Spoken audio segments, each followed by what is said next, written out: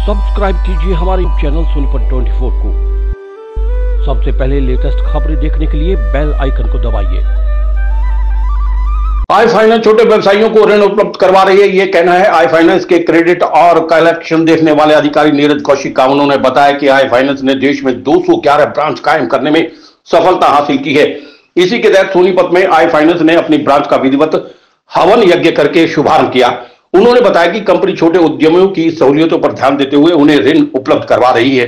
जहां पर बैंक नहीं पहुंच पाते, कंपनी पहुंचती है। हम शुरू में बगैर किसी गारंटी के 50,000 रुपए तक का लोन ग्राहक को मुहैया करवा रहे हैं। उसके बाद अगर ग्राहक वो पैसे समय पर लौटा देता है तो उसके ऋण के अमाउंट को और बढ़ा दिया जाता है। इस प्रकार हम छोटे छोटे दुकानदारों को अपने साथ जोड़कर उनके व्यवसाय को आगे बढ़ाने का काम कर रहे हैं।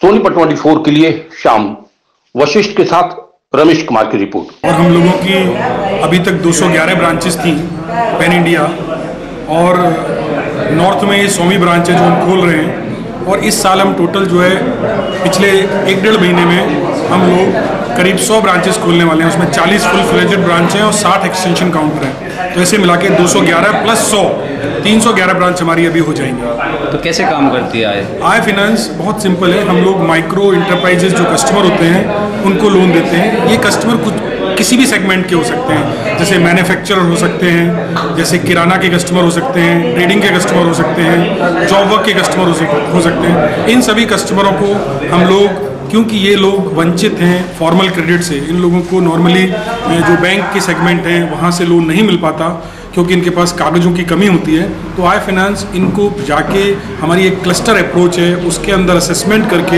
हमारे क्रेडिट के लोग जाके मिलते हैं, उनको असेसमेंट करते हैं और उस असेसमेंट के बेसिस पर हम लोग उनका लोन का निर्धारण करते हैं।